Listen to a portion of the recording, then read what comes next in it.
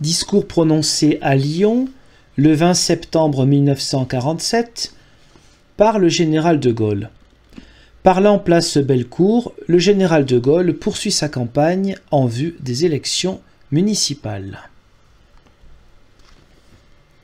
Tandis que s'aggrave, jour après jour, la situation de la France et l'inquiétude de ses enfants,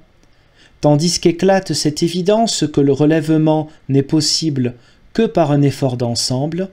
ardent et discipliné, tandis que tous les yeux discernent l'impuissance du régime actuel par rapport aux problèmes qui nous pressent, voici donc que, des profondeurs du peuple, commence à se lever la grande vague salutaire. Voici que, sous nos yeux, se forme le courant puissant qui, de tant de volontés éparses et de tant d'ardeurs dispersées, va faire une seule et même force, celle d'une nation rassemblée. Lyon en offre aujourd'hui une preuve éclatante. L'immense réunion que voilà fait voir, de la façon la plus émouvante possible, que la vieille cité gauloise éprouve en ce moment le lourd souci national, que la ville, française entre toutes, aperçoit la route qu'il faut suivre, que la capitale de la résistance s'apprête à déployer pour triompher des nouvelles épreuves.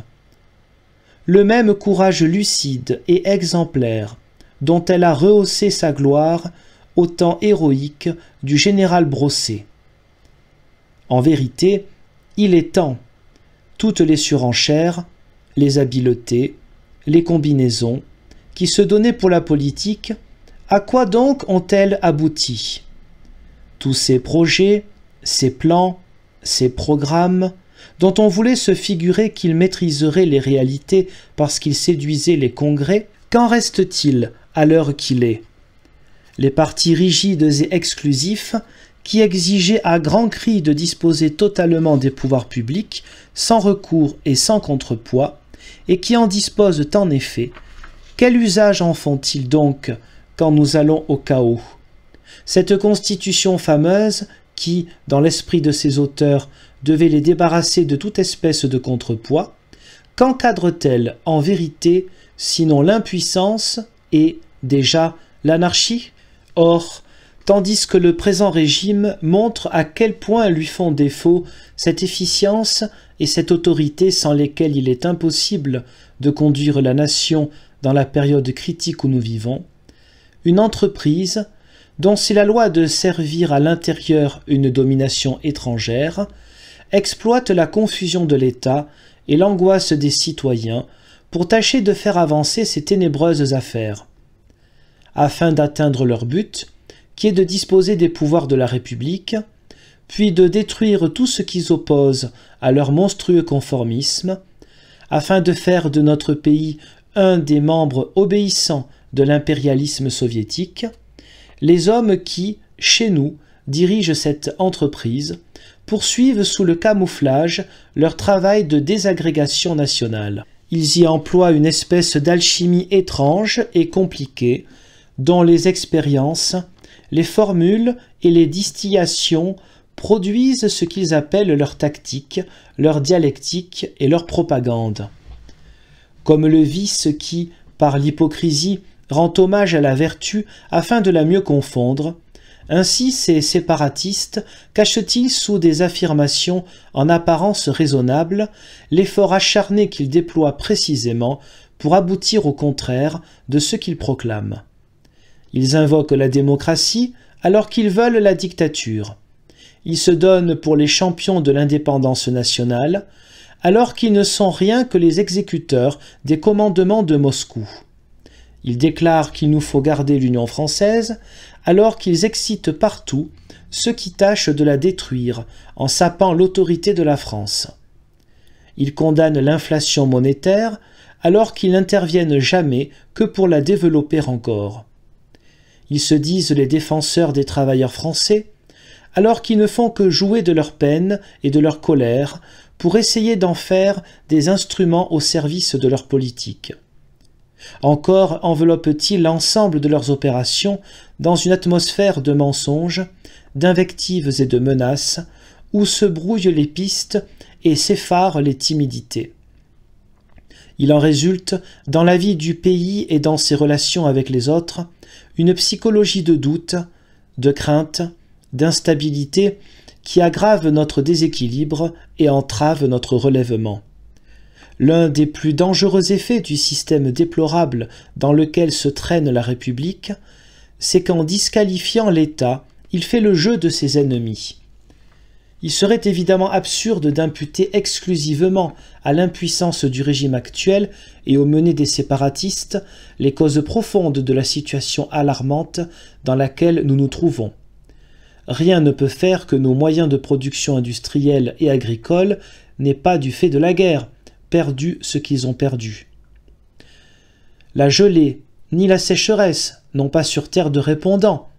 Personne, hélas, ne rendra la vie aux 600 000 Français et Françaises qui l'ont donné au service de la France, et ce n'est pas du jour au lendemain que 900 000 de nos concitoyens, malades à la suite des épreuves qu'ils ont subies pour la cause nationale, recouvreront la santé. Il était inévitable, après tout ce qui s'est passé, que l'équilibre nouveau de l'Union française ne pût s'établir sans heurts ni secousses. Si l'Europe est presque tout entière bouleversée jusqu'en ses fondements, si le bloc oriental se forme, avec tout ce qu'il implique, pour nous, de lourdes inquiétudes, si les États-Unis sont exposés à de graves erreurs dans leur politique à l'égard du vieux continent, si le monde se couvre de nuages menaçants, ce n'est pas chez nous qu'on peut en trouver les responsabilités principales. Enfin, de cette sorte d'asthénie où l'excès des épreuves endurées a plongé notre peuple comme, d'ailleurs, beaucoup d'autres, les raisons essentielles sont dans les événements. Mais enfin, les choses sont ce qu'elles sont, et il faut sortir d'embarras. Je déclare, une fois de plus, que les moyens qui peuvent nous le permettre sont très durs pour tout le monde, et que notre redressement sera très pénible et très long. J'ajoute que plus l'on attend, plus le désordre s'accroît, et plus les efforts à fournir et les sacrifices à subir seront rudes et désagréables. Mais j'affirme que, si cela ne se fait pas, nous irons sans rémission à cet état d'anarchie politique, de désordre économique, de bouleversement social, de ruine morale, où un pays devient une foire d'empoigne en attendant d'être la proie d'une domination étrangère. Or, dans la France telle qu'elle est, le régime exclusif des partis, tels qu'ils sont, est, par sa nature même, inapte à prendre les mesures nécessaires à notre rétablissement. Encore moins est-il susceptible d'inspirer au peuple la volonté d'effort et d'union, sans laquelle pourtant nous n'aurions à attendre qu'une décadence plus ou moins rapide, jusqu'à la chute dans cette fosse où l'histoire ensevelit les restes des États morts. Comment voulez-vous que les pouvoirs publics, devenus la propriété des partis, le champ de leur rivalité et l'enjeu de leur clientèle, sauvent le franc, rendent l'essor à la production, instituent la collaboration sociale, remettent l'honnêteté à l'honneur, toutes choses qui se tiennent entre elles, au point qu'on les manquerait toutes si l'on en manquait une seule? Y parvenir, cela implique, en effet, un désagrément général. Cela implique que les dépenses et les recettes publiques soient équilibrées, ce qui revient, en particulier, à supprimer maints services, à en comprimer d'autres, à mettre de l'ordre dans les entreprises nationalisées, à faire payer l'impôt par ceux qui s'y dérobent, à imposer la discipline, le scrupule, l'économie à toutes les administrations. Cela implique, d'autre part, et comme en échange, que l'État retrouve du crédit au-dedans et en dehors. Cela implique que la liberté soit rendue aux activités et aux transactions, sauf pour certaines matières et denrées telles que le charbon, l'essence, le pain, le lait, le sucre, les matières grasses, pour lesquelles la pénurie exige encore l'intervention de l'État. Cela implique que la productivité soit accrue par l'augmentation globale du labeur national, par la mise au travail de ceux qui n'ont rien à faire, par le concours de la jeunesse à la main-d'œuvre française. Cela implique que, dans chaque groupe d'entreprises, soit institué un régime organisé d'associations, intéressant au rendement tous ceux qui en font partie et comportant la collaboration des organismes professionnels dont auront été, bien entendu, expulsés au préalable et conformément à la loi, les partis de la politique, ou donc, encore une fois, les pouvoirs publics à l'intérieur desquels s'opposent et se composent constamment des thèses contradictoires, puiseraient-ils l'autorité et la confiance qu'il leur faut pour réussir une œuvre pareille, en bousculant tant d'intérêts, de routines et de combinaisons? Comment voulez-vous que l'autorité s'exerce dans l'Union française, avec la fermeté, la continuité, l'impartialité voulue, quand elle est sujette sans relâche, dans son action et même dans ses représentants, à toutes les surenchères, sommations, fluctuations, qui sont les caractères mêmes du régime? Comment voulez-vous que les positions vitales de la France, notamment pour ce qui concerne le règlement des problèmes allemands, qui doit exclure la renaissance du Reich, le contrôle et la répartition du charbon, de la Ruhr, dont il faut que nous ayons notre part, l'organisation de l'Europe occidentale dont nous avons à prendre la tête, le concours économique des États-Unis pourvu qu'il nous soit prêté de puissance à puissance, est au dehors tout le poids nécessaire si le monde laissait exposer, à l'intérieur même de notre pays, à des conjonctures politiques perpétuellement incertaines. J'ai dit déjà, je répète, que cette sorte d'impuissance de l'État à remplir son objet tient beaucoup moins à l'inaptitude des hommes, dont je connais, au contraire, les capacités et le dévouement de beaucoup, qu'à la confusion des pouvoirs publics, dans laquelle leurs efforts se perdent comme l'eau se perd dans le sable. Eh bien, puisqu'il en est ainsi et que, cependant, notre pays veut vivre, recouvrer sa prospérité, sa puissance, son rayonnement, se rebâtir meilleur, plus juste, plus fort, afin de mieux faire sur notre pauvre terre son devoir de grand peuple, il n'y a pas d'autre voie que nous tous, hommes et femmes de France, que de nous rassembler au-dessus de nos divisions. Il s'agit de nous unir pour changer le mauvais régime,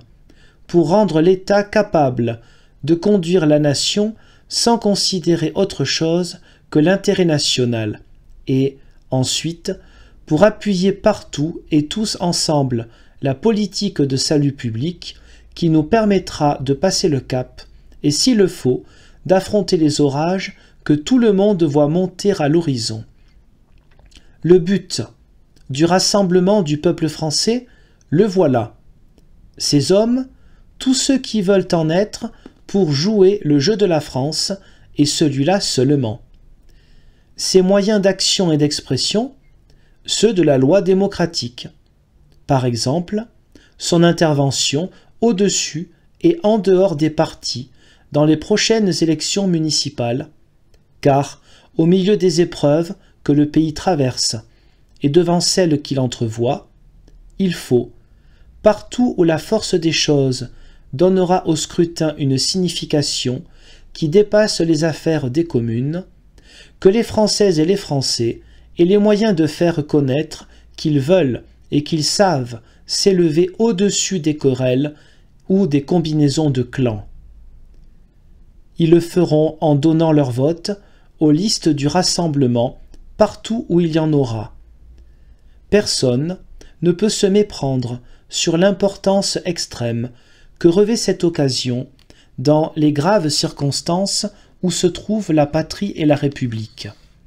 Rien n'est perdu. Bien au contraire, nous avons tous le sentiment qu'en dépit de tous les obstacles, notre pays, qui vit toujours d'une vie active et profonde, est parfaitement capable de redevenir lui-même. C'est avant tout affaire de concorde, de cohésion, d'effort de notre peuple, de direction ferme et méthodique de la part des pouvoirs publics quand ils auront été renouvelés.